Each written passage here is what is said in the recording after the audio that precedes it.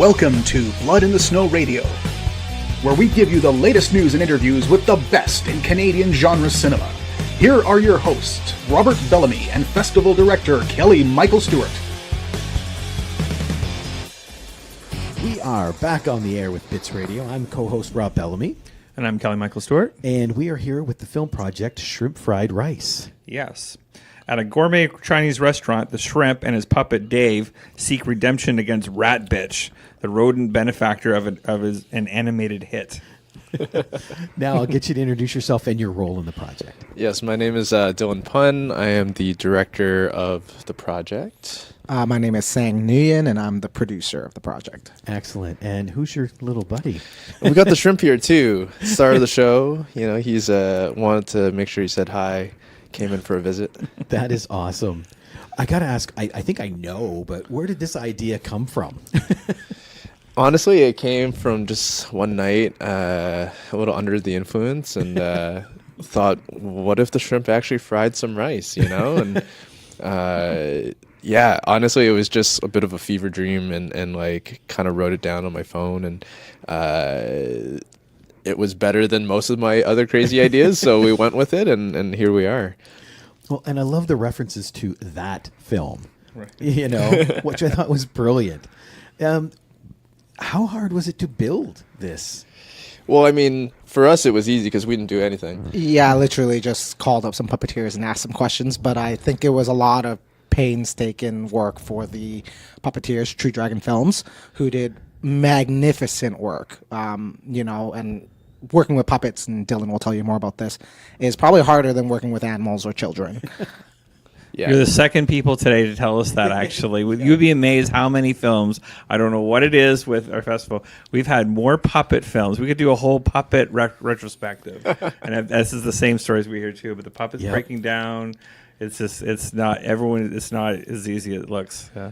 No, it was incredibly difficult, honestly, just like the process of it all and just like the limitations of working with puppets. And but it was a great learning experience. Like I thought we were in great hands with our puppeteers, and we had some real pros on the project. So again, they put in so much work on the shrimp and the rat and everything else. So, you know, props to them. They did such an amazing job.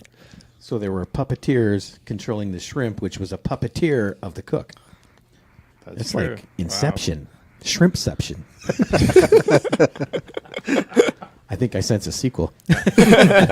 We're calling it Shrimp Fried Twice, actually. Oh, goodness. That's brilliant. You heard it here first.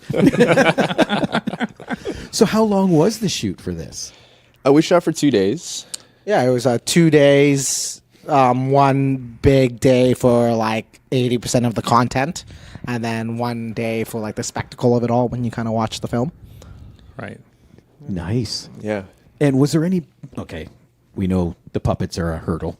Was there any other hurdles you ran into while you were filming that you didn't really anticipate? I think just the amount. Like, thankfully, Dylan wrote a script and he kind of wrote to his budget, and then from there, it's like, how do we make this better? So I think there were moments where, like any short film, you think of, oh, how are we going to get this done? How are we going to make this look like a TV studio? How are we going to do these things? So there are those moments where those issues arise. But logistically speaking, nothing really came up other than the long days and how long it takes to shoot with a puppet. That's like mainly. That's good, because most independent film, you write it and you got to film it and then you pare down. So it's nice to have that ability to pair up.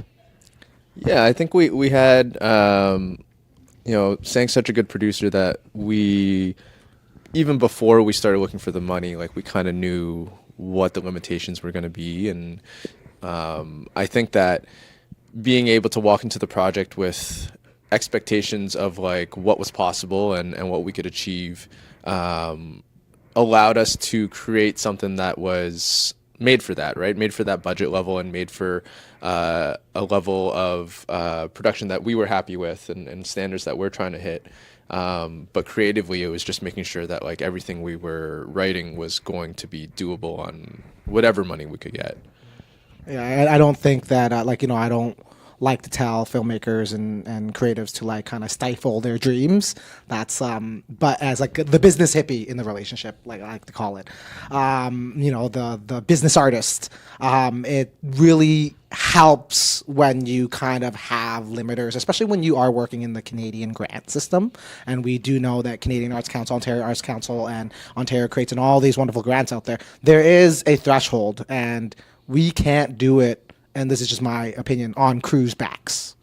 We have to do it on our, because we're the ones who have something to gain.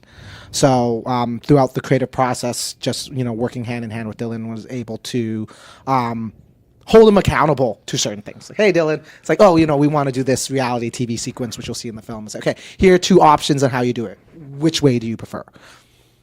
Okay. Right, kind of thing. Building a MasterChef-esque studio probably isn't possible, but here's a location that we'll be able to use a little bit of movie magic and make it happen. That's great, because that is the fun of independent film, is taking what you have and making it your vision.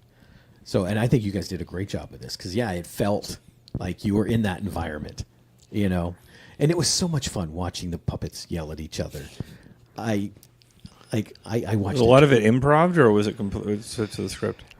There was a bunch of improv. Like we knew where we needed to get from A to B, but like in between, there was a script, and we always got the script, but we always left it up to interpretation after we had it in the can.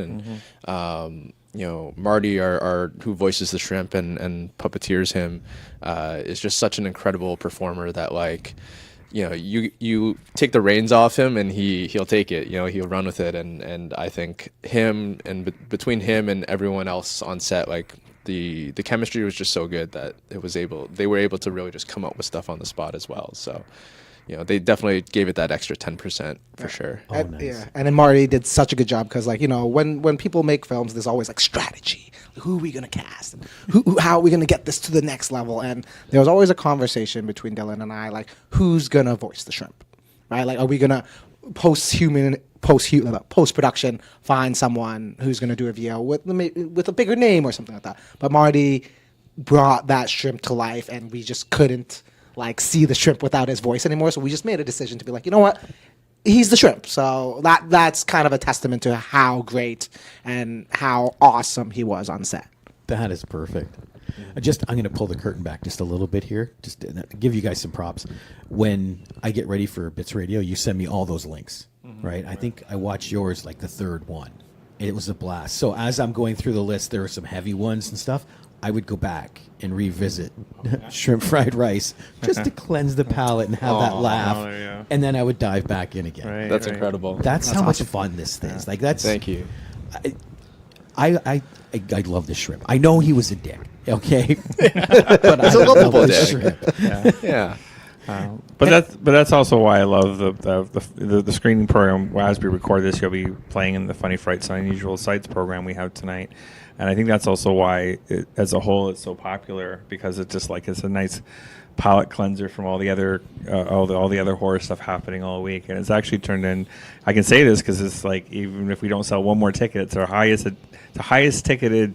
We've sold more tickets for this shorts program than anything in the history of the festival. This screening, wow, for the shorts program. Wow. So Wow. I can say that right now, and it's probably sold a bunch more today. I don't even know about. Oh yeah. So it's gonna be. I think it's gonna be a wild night, and the comedy works so comedy horror and it's like that works so good with the crowd, like the crowd reactions. Because I've watched them at home. There's one thing to watch them at home on Film Freeway, but then it really emphasizes the importance of watching this stuff with an audience. It's like you get 300 plus people all laughing at once or yelling at once. It's pretty wild. I have a question for you guys. Yeah. So as the people who are like the organizers and who can see these ticket sales, like what has been the difference maker this year on those sales? Is it the lineup? Is it the marketing? Like, that's a good question. We're going to have to analyze it after, but it's like one thing I think has happened, just as a general statement. I've noticed ever since the pandemic. When we first started, we've been doing the festival for 14 years. I found just shorts in general were kind of like sort of something that was on at 2 in the afternoon and no one really watched. It was just sort of a calling card to do something else. I think in the last 4 or 5 years, there's been a new market. People are actually want to see shorts. Like we even have a shorts badge now, and it's like just to see that. And I've had just conversations with the week where I'm really looking forward to seeing the shorts program. That didn't used to happen, so they were kind of like that. And so I really noticed the change last year. We had our two most popular ones right now is this one and our Dark Visions, which is and we actually opened the festival with Dark Visions, our opening short. So that's our kind of our heaviest horror stuff. And we launched a sci-fi one called Monsters and Martians this year. And so long answer is I think there's just been a real new market for this, and I think people are getting used to it. And because when we first started the shorts thing too, we just had like a general showcase, which was kind of like a mix of everything, but it was like by curating it and like that too. And we got a wonderful programming team that we have 2 programmers for each of the different shorts programs, things like that too. And Cassie and Nadine programmed this thing, and they'll be hosting it tonight. And it's great. So I think people know what to expect if you're watching this and then watching something really heavy, we're finding, well, it should be kind of in its own thing a little bit. Yeah.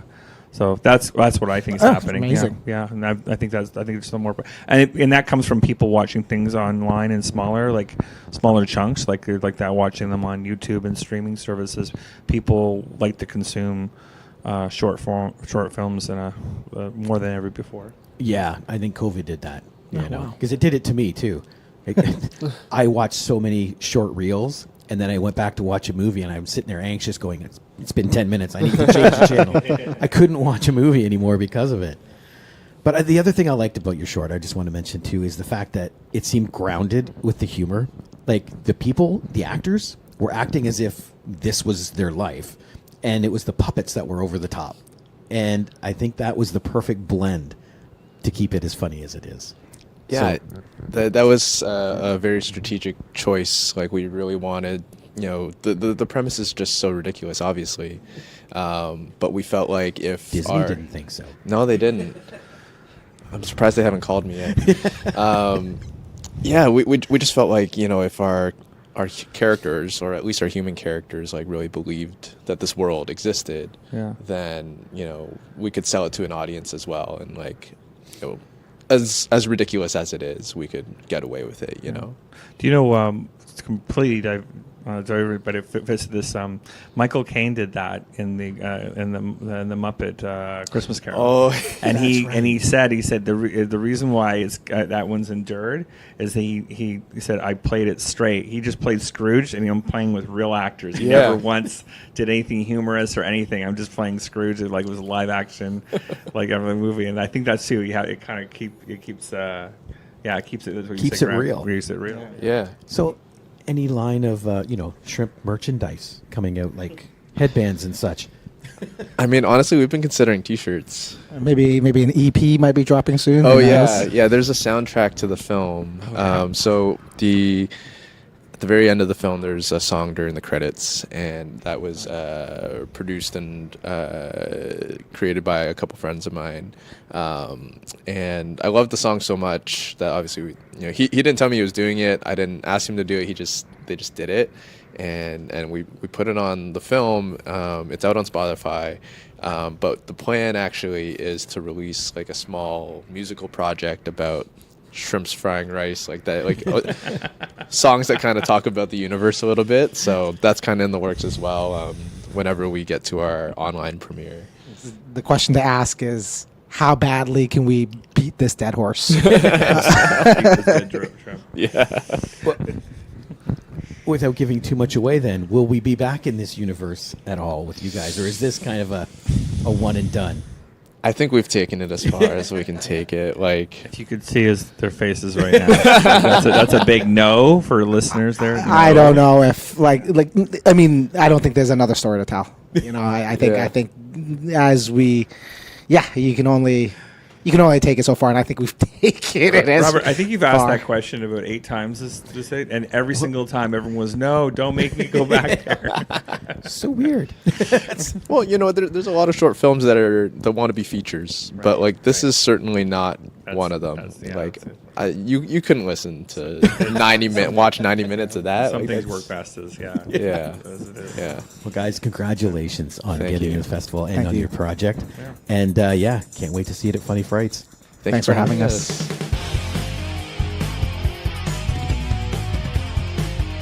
Join us next time for Blood in the Snow Radio.